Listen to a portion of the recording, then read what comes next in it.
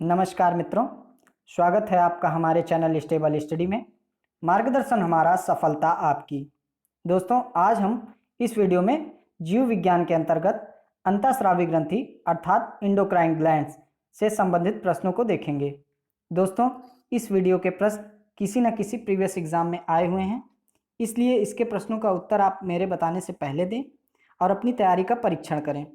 दोस्तों, यदि इस वीडियो के प्रश्नों का स्तर आपको अच्छा लगे तो आप हमारे चैनल स्टेबल स्टडी को जरूर सब्सक्राइब करें और अपना ढेर सारा प्यार दें, वीडियो को लाइक करें।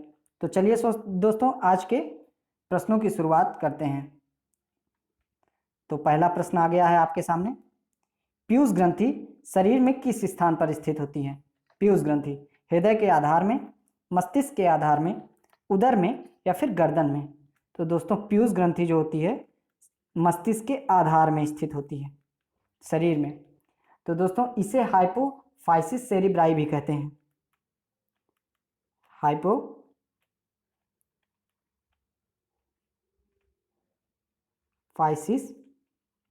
सेरिब्राई।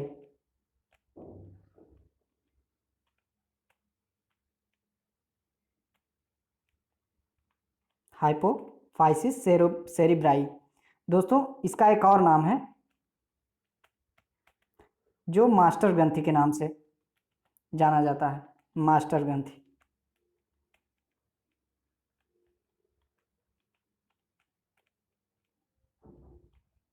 तो चलिए दोस्तों, अगले प्रश्न की ओर चलते हैं। निम्न में वह ग्रंथि कौन सी है जो शरीर को ताप स्थापी रखती है? अवट ग्रंथि, पीनियल ग्रंथि, पीयूष ग्रंथि या फिर हाइपोथैलेमस? तो दोस्तों, इस प्रश्न का आंसर है डी, हाइपोथैलेमस ग्रंथि जो है वो शरीर को ताप स्थापी रखती है। दोस्तों, हाइपोथैलेमस जो है वो मस्तिष्क का भाग होता है जो तंत्रिका तंत्र एवं अंतःस्रावी तंत्र के प्रमुख संयोजन की भूमिका निभाता है और यह शरीर ताप, भूख प्यास और शरीर की सुरक्षा आदि का नियंत्रण करता है। किसका किसका नियंत्रण करता है दोस्तों? तो शरीर ताप, भूख प्यास और शरीर की सुरक्षा आदि का नियंत्रण करता है। तो चलिए दोस्तों, अगले प्रश्न की ओर चलते हैं। मानव शरीर में वे नियंत्रण केंद्र कहाँ हैं जो भूख, पानी, संतुलन तथा शरीर के तापमान को विनियमित करते हैं? मेडुला ऑब्लंगेटा, वेंस, हाइपोथैलेमस या फिर थैलेमस? तो दोस्तों, इसका आंसर है सी, हाइपोथैलेमस। चलिए दोस्तों, अगले प्रश्न की ओर चलते हैं। मानव शरीर की कौन सी ग्रंथि पीयूष ग्रंथि से हार्मोनों के रिसाव को नियंत्रित करती है? दोस्तों, इसका आंसर दीजिएगा। मानव शरीर की कौन सी ग्रंथि पीयूष ग्रंथि से हार्मोनों के रिसाव का नियंत्रित करती है? हाइपोथैलेमस ग्रंथि, थाइमस ग्रंथि, थायराइड ग्रंथि या फिर एड्रिनल ग्रंथि? तो दोस्तों, इसका आंसर दीजिए। दोस्तों, इसका आंसर है ए, हाइपोथैलेमस ग्रंथि। तो चलिए दोस्तों, अगले प्रश्न की ओर चलते हैं। निम्न में से कौन सा दोनों बहिस्रावी ग्रंथि और अंतःस्रावी ग्रंथि के रूप में व्यवहार नहीं करता है? पीयूष, अग्न्याशय, वृषण या फिर अंडाशय? तो दोस्तों, इसका आंसर आपको देना है। तो दोस्तों, इसका आंसर है ए, पीयूष ग्रंथि जो है वो बहिस्रावी ग्रंथि और अंतःस्रावी ग्रंथि के रूप में व्यवहार नहीं करता है। दोस्तों, पीयूष ग्रंथि जो होती है वो शरीर की सबसे छोटी अंतःस्रावी ग्रंथि है। पीयूष ग्रंथि सबसे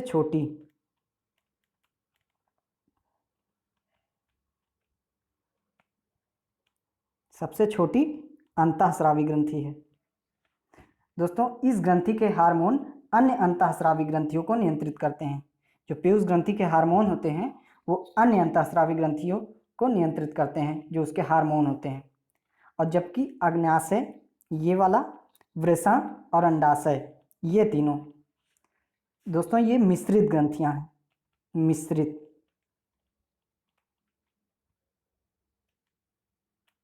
मिश्रित ग्रंथियां हैं। दोस्तों, अंतःस्रावी और बहिस्रावी दोनों के रूपों में ये व्यवहार करती हैं। मिश्रित है ना, तो इसलिए अंतःस्रावी और बहिस्रावी दोनों के रूपों में ये तीनों व्यवहार करती हैं, अग्न्याशय, वृषण और अंडाशय। तो चलिए दोस्तों, अगले प्रश्न की ओर चलते हैं जो कि छठा प्रश्न है। मानव शरीर की सबसे बड़ी मिश्रित ग्रंथि है? थाइमस, अग्न्याशय, प्लीहा या फिर यकृत? दोस्तों, इसका आंसर आपको देना है। दोस्तों, इसका आंसर है बी, अग्न्याशय। दोस्तों यह उदर गुहा में अमाशय के पीछे स्थित लगभग 15 सेंटीमीटर लंबी गुलाबी रंग की मिश्रित ग्रंथि है। अभी आपने पढ़ा था ना, ये मिश्रित ग्रंथि है जिसकी लंबाई होती है 15 सेंटीमीटर और इसका रंग क्या होता है, गुलाबी रंग की होती है। और कहाँ स्थित होती है, उदर गुहा में, उदर गुहा में अमाशय के पीछे, अमाशय के पीछे स्थित होती है। चलिए दोस्तों अगले प्रश्न की ओर चलते हैं। स्तनपायी में सबसे बड़ी ग्रंथि कौन सी होती है, कर्णपूर्व ग्रंथि, यकृत, अग्नाशय या फिर प्लीहा। तो दोस्तों इसका आंसर है बी, यकृत। दोस्तों स्तनपायी में पाई जाने वाली सबसे बड़ी ग्रंथि तथा सबसे बड़ा आंतरिक अंग है यकृत।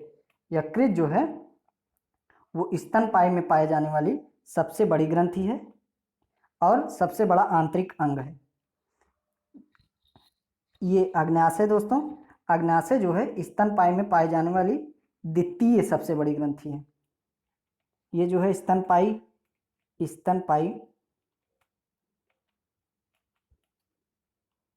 में पाई जाने वाली सबसे बड़ी ग्रंथि है, सबसे बड़ी ग्रंथि यकृत है। और अग्नाशय जो है द्वितीय सबसे बड़ी ग्रंथि है, अग्नाशय द्वितीय दूसरी सबसे बड़ी ग्रंथि है। चलिए दोस्तों अगले प्रश्न की ओर चलते हैं। शरीर में सबसे बड़ी अंतःस्रावी ग्रंथि निम्न में से कौन सी है, थायराइड, पैराथायराइड, एड्रीनल या फिर पिट्यूटरी। तो दोस्तों इसका आंसर दीजिए। दोस्तों इसका आंसर है ए, थायराइड।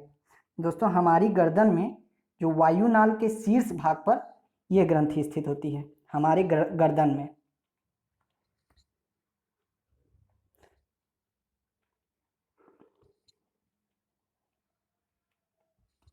दोस्तों गर्दन में स्थित होती है। ये कहाँ स्थित होती है, तो वायुनाल के शीर्ष भाग पर स्थित होती है।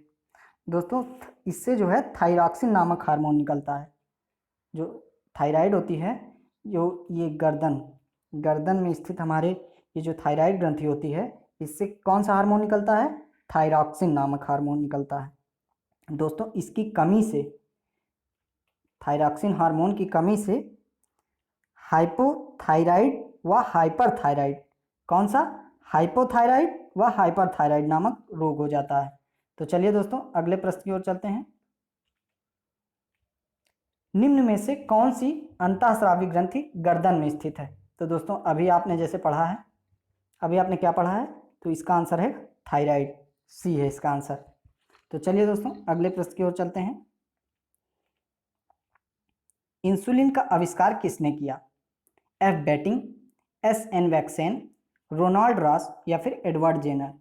तो दोस्तों इंसुलिन का आविष्कार जो है एफ बेटिंग ने किया था। कब किया था दोस्तों, एक वैज्ञानिक और थे, बेटिंग थे और एक वैज्ञानिक थे बेस्ट।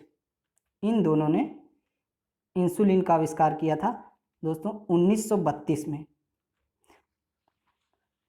दोस्तों इंसुलिन में क्या पाया जाता है, ये जो इंसुलिन है इसमें क्या पाया जाता है, तो जिंक पाया जाता है, इसमें जिंक पाया जाता है। दोस्तों अग्नाशय के बीटा सेल से स्रावित होती है। ये किससे स्रावित होती है, तो अग्नाशय के बीटा सेल से इंसुलिन का स्राव होता है। दोस्तों इसका कार्य क्या है, तो इसका कार्य है रुधिर में ग्लूकोज की मात्रा को, किसकी मात्रा को, ग्लूकोज की मात्रा को सामान्य बनाए रखना। तो चलिए दोस्तों अगले प्रश्न की ओर चलते हैं।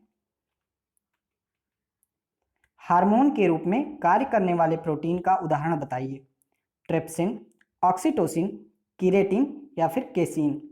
तो दोस्तों हार्मोन के रूप में कार्य करने वाले प्रोटीन का क्या नाम है, तो दोस्तों इसका आंसर है बी, ऑक्सीटोसिन।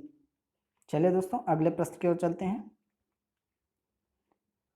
मानव शरीर में कौन सी ग्रंथि ऐसी है जिसका संबंध शरीर की उत्तेजना से है, अवटु ग्रंथि, अग्न्याशय, पीयूष या फिर अधिवृक्क।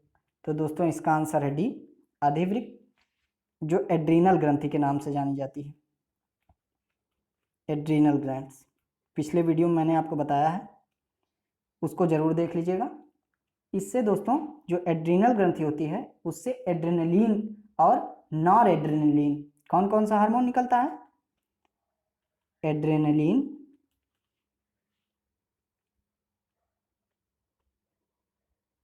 और नॉर एड्रेनलिन।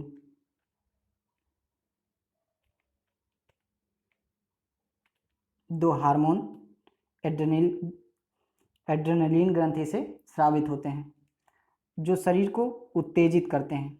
ये लिखा है ना, शरीर को उत्तेजना प्रदान करते हैं। दोस्तों इसे एक और नाम से जाना जाता है संघर्ष या पलायन, संघर्ष या पलायन हार्मोन के नाम से इसे जानते हैं। संघर्ष या पलायन हार्मोन। चलिए दोस्तों अगले प्रश्न की ओर चलते हैं। यह नरलिंग हार्मोन है, प्रोजेस्टेरॉन, इंसुलिन, टेस्टोस्टेरॉन या फिर एस्ट्रोजन। दोस्तों नरलिंग हार्मोन का क्या नाम है बताइए आप? तो दोस्तों नरलिंग हार्मोन जो है वो टेस्टोस्टेरॉन है। कौन सा? टेस्टोस्टेरॉन। दोस्तों इसको एंड्रोजन के नाम से भी जानते हैं, एंड्रोजन। चलिए दोस्तों अगले प्रश्न की ओर चलते हैं। निम्नलिखित में से किस हार्मोन को आपातकालिक हार्मोन कहते हैं?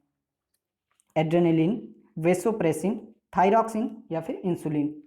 तो दोस्तों जो आपातकालिक हार्मोन होता है वो होता है एड्रेनलिन हार्मोन। दोस्तों जब शरीर तनाव की स्थिति में आ जाता है, जैसे डर, क्रोध, अपमान, पीड़ा आदि जब आ जाती है, जैसे आप डर गए, क्रोधित हो गए अचानक, अपमान, किसी ने आपको अपमानित कर दिया, तो दोस्तों तब एड्रेनलिन हार्मोन का स्रावण होता है। आपातकालीन परिस्थितियों में यह शरीर को सामान्य अवस्था में लाने का कार्य करता है। आपातकालीन स्थिति कैसे? जैसे डर, क्रोध हुआ, जैसे अचानक आप डर गए किसी चीज को देख के, तो इससे जो है ये जो एड्रेनलिन हार्मोन होता है वो शरीर को सामान्य अवस्था में लाने का कार्य करता है। इसलिए इसे जीवन रक्षक हार्मोन कहते हैं। क्या कहते हैं? जीवन रक्षक हार्मोन। चलिए दोस्तों अगले प्रश्न की ओर चलते हैं। कार्पस ल्यूटियम क्या संस्रावित करता है? दोस्तों इसका आंसर देना है आपको। प्रोजेस्टेरॉन, टेस्टोस्टेरॉन, एस्ट्रोजन या फिर हीमोग्लोबिन। तो दोस्तों कार्पस ल्यूटियम क्या स्रावित करता है? तो दोस्तों कार्पस ल्यूटियम जो है वो प्रोजेस्टेरॉन। क्या? प्रोजेस्टेरॉन। दोस्तों कार्पस ल्यूटियम जो है महिलाओं में गर्भावस्था को बनाए रखने के लिए आवश्यक होता है। कार्पस ल्यूटियम हार्मोन जो है महिलाओं में गर्भावस्था बनाने रखने के लिए सहायक होता है। चलिए दोस्तों अगले प्रश्न की ओर चलते हैं। वृद्धिकर हार्मोन बनाया जाता है अवट ग्रंथि द्वारा, पीयूष ग्रंथि द्वारा, जनन ग्रंथि द्वारा या फिर हड्डियों द्वारा। तो दोस्तों वृद्धिकर हार्मोन जो होता है वो पीयूष ग्रंथि द्वारा बनाया जाता है।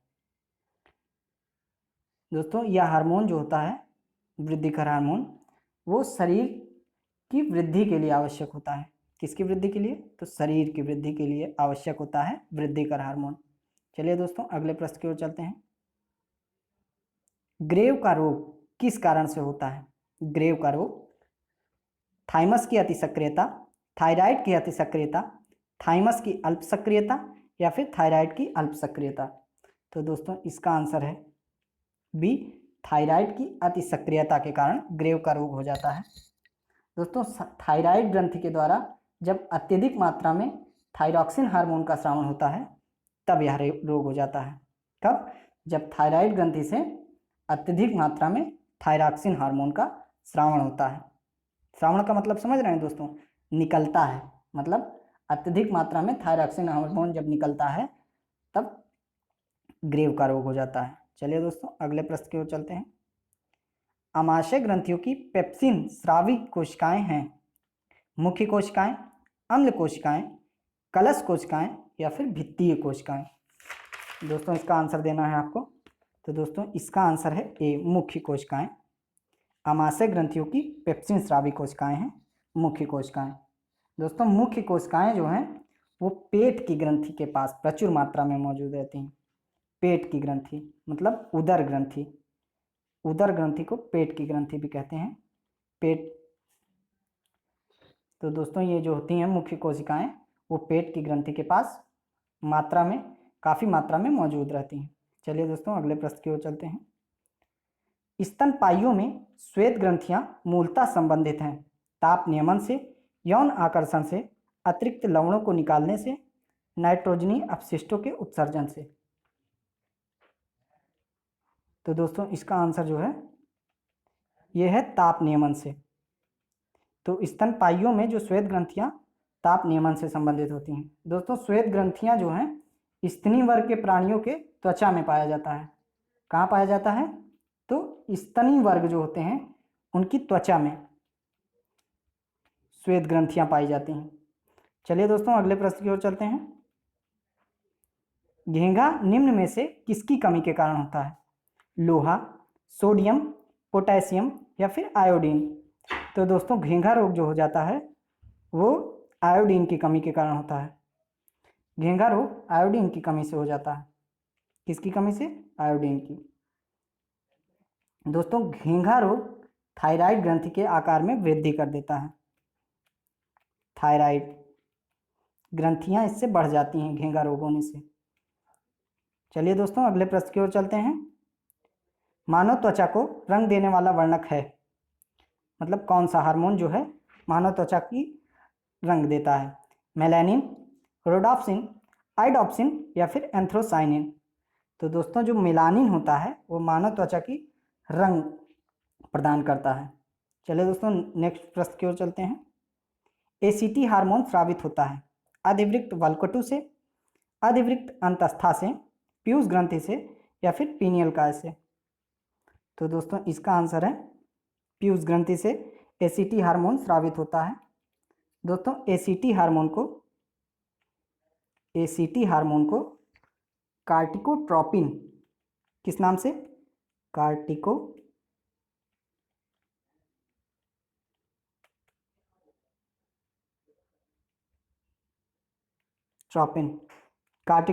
नाम से जाना जाता है। चलिए दोस्तों अगले प्रश्न की ओर चलते हैं। डायबिटीज मेलिटस किस हार्मोन के कम बनने से होती है? डायबिटीज मेलिटस जो डायबिटीज रोग हो जाता है वो किस हार्मोन के कम बनने से होता है? तो दोस्तों इसका आंसर दीजिए। तो दोस्तों इंसुलिन हार्मोन के कम बनने से डायबिटीज मेलिटस रोग हो जाता है। चलिए दोस्तों अगले प्रश्न की ओर चलते हैं। दुग्धजनक हार्मोन का स्राव कहाँ पर होता है? तो दोस्तों स्तन ग्रंथि से दुग्धजनक हार्मोन का स्राव होता है। पीतपिंड कहाँ पाई जाने वाली कोशिकाओं की संहति है?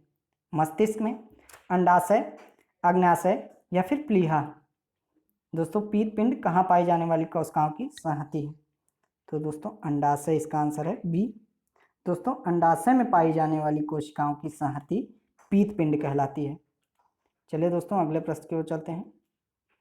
वृक्क से मूत्र की मात्रा का निस्तारण नियंत्रित होता है, उस हार्मोन का नाम क्या है? वृक्क की मात्रा, जो वृक्क में मूत्र की मात्रा होती है उसको निस्तारण को कौन सा हार्मोन नियंत्रित करता है? टीएसएच द्वारा, एसीटीएच द्वारा, एफएसएच द्वारा या फिर एडीएच द्वारा। तो दोस्तों इसका डी आंसर है एडीएच द्वारा। दोस्तों इसका स्राव जो है पीयूष ग्रंथि से होता है। एडीएच हार्मोन का स्राव पीयूष ग्रंथि से होता है। चलिए दोस्तों अगले प्रश्न की ओर चलते हैं। अगर अग्नाशय में खराबी हो तो क्या होगा?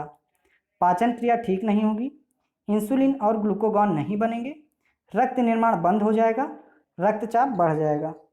तो दोस्तों इसका आंसर है इंसुलिन और ग्लूकागॉन नहीं बनेंगे अगर अग्नाशय में खराबी हो गई तो। चलिए दोस्तों अगले प्रश्न की ओर चलते हैं। अग्नाशय को पाचक रस के उत्पादन के लिए उत्तेजित करने वाला हार्मोन निम्न में से कौन सा है? रेनिन, सिक्रेटिन, ट्रिप्सिन या फिर पेप्सिन। तो दोस्तों इसका आंसर है बी, सिक्रेटिन।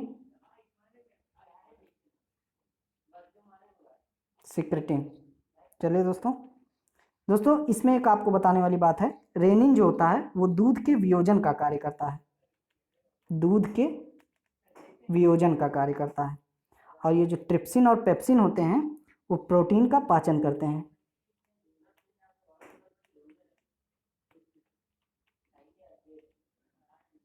प्रोटीन का पाचन। चलिए दोस्तों अगले प्रश्न की ओर चलते हैं। इंसुलिन हार्मोन एक ग्लाइकोलिपिड है, वशीय अम्ल है, पेप्टाइड है या फिर स्टेरॉल है? तो दोस्तों इंसुलिन हार्मोन जो है वो पेप्टाइड है। क्या है? पेप्टाइड है। चलिए दोस्तों अगले प्रश्न की ओर चलते हैं। इंसुलिन क्या है? प्रोटीन, स्टेरॉयड, कार्बोहाइड्रेट या फिर वसा? तो दोस्तों इंसुलिन एक प्रोटीन है। चलिए दोस्तों अगले प्रश्न की ओर चलते हैं। इंसुलिन में निम्नलिखित में से कौन सी धातु मौजूद है? तांबा, जस्ता, एल्यूमिनियम या फिर टिन? तो दोस्तों इंसुलिन में जो है वो जस्ता मौजूद होती है। चलिए दोस्तों अगले प्रश्न की ओर चलते हैं। इंसुलिन प्राप्त होता है अदरक के प्रकंद से, डहेलिया की जड़ों से, आलू के कंद से या फिर बालसम पुष्प से? तो दोस्तों जो इंसुलिन प्राप्त होता है वो डहेलिया की जड़ों से प्राप्त होता है। चलिए दोस्तों अगले प्रश्न की ओर चलते हैं। माँ और शिशु के बीच गले लगना या चूमना निम्न हार्मोनों में से किसके मोचन को प्रेरित करता है? इंसुलिन, नॉरएड्रेनालिन, दोस्तों इसमें गलत छप गया है, नॉरएड्रेनालिन, ऑक्सीटोसिन, पुटकोदीपक हार्मोन? तो दोस्तों इसका आंसर आपको देना है। तो दोस्तों जो ऑक्सीटोसिन हार्मोन होता है वो माँ और शिशु के बीच जब वो गले लगते हैं या माँ शिशु को चूमती है तो वो ऑक्सीटोसिन हार्मोन स्रावित होता है। चलिए दोस्तों अगले प्रश्न की ओर चलते हैं। गाय और भैंस के थनों में दूध उतारने के लिए किस हार्मोनों की सुई लगाई जाती है? जब गाय और भैंस को थनों में दूध उतारा जाता है तो उसमें किस हार्मोन की सुई लगाई जाती है? तो दोस्तों ऑक्सीटोसिन हार्मोन की सुई लगाते हैं। दोस्तों ऑक्सीटोसिन को पिटोसिन कहते हैं। पिटोसिन नामक सुई लगाई जाती है। चलिए दोस्तों अगले प्रश्न की ओर चलते हैं। थायरॉक्सिन क्या है? विटामिन, हार्मोन, एंजाइम या फिर इनमें से कोई नहीं? तो दोस्तों थायरॉक्सिन क्या है? तो दोस्तों थायरॉक्सिन जो है एक हार्मोन है। चलिए दोस्तों अगले प्रश्न की ओर चलते हैं। आयोडीन युक्त हार्मोन है थायरॉक्सिन, इंसुलिन, एड्रेनलिन या फिर टेस्टोस्टेरॉन? तो दोस्तों आयोडीन जो है, आयोडीन युक्त हार्मोन क्या है? थायरॉक्सिन है। क्या है? थायरॉक्सिन। कौन सा हार्मोन लड़ो और उड़ो हार्मोन कहलाता है? लड़ो और उड़ो हार्मोन किसे कहते हैं? एड्रेनलिन, इंसुलिन, एस्ट्रोजन या फिर ऑक्सीटोसिन?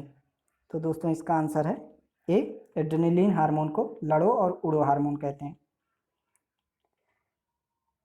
किस हार्मोन के स्रावित होने से हृदय गति बढ़ जाती है तथा उत्तेजना का अनुभव होता है? कार्टिसोन, इंसुलिन, एड्रेनलिन या फिर टेस्टोस्टेरॉन? तो दोस्तों इसका आंसर है सी, एड्रेनलिन। सी आंसर है इसका। चलिए दोस्तों अगले प्रश्न की ओर चलते हैं। निम्न हार्मोनों में से कौन सा एक स्त्रीलिंग हार्मोन है? एंड्रोस्टेरॉन, टेस्टोस्टेरॉन, थायरॉक्सिन या फिर एस्ट्रोन? तो दोस्तों इसका आंसर है डी, एस्ट्रॉन। दोस्तों टेस्टोस्टेरॉन जो है ये मेल हार्मोन है, यानी कि पुल्लिंग हार्मोन है। चलिए दोस्तों अगले प्रश्न की ओर चलते हैं। निम्न में से मनुष्य के शरीर में कौन सी ग्रंथि वाहिनीहीन है? यकृत, पसीने की ग्रंथि, अंतःस्रावी ग्रंथि या फिर गुर्दा? तो दोस्तों इसका आंसर है सी, अंतःस्रावी ग्रंथि। मानव शरीर में निम्न हार्मोनों में से कौन सा रक्त कैल्शियम और फास्फेट को विनियमित करता है? ग्लूकेगॉन, वृद्धिकर हार्मोन, परावटू यानी कि पैराथायराइड हार्मोन या फिर थायरॉक्सिन? तो दोस्तों इसका आंसर है पैराथायराइड हार्मोन, यानी कि सी। चलिए दोस्तों अगले प्रश्न की ओर चलते हैं। मानव शरीर में सबसे छोटी अंतःस्रावी ग्रंथि कौन है? एड्रिनल, थायराइड, पैंक्रियाज या फिर पिट्यूटरी? तो दोस्तों इसका आंसर है डी, पिट्यूटरी। तो चलिए दोस्तों अंत में बस यही कहना चाहूँगा कि यदि इस वीडियो के एक भी प्रश्न ने आपकी तैयारी में सहायता प्रदान की है और आपने इस वीडियो के माध्यम से कुछ नया सीखा है तो हमारे चैनल को ज़रूर सब्सक्राइब करिए, लाइक करिए, शेयर करिए, कमेंट करके हमें प्रोत्साहित करिए।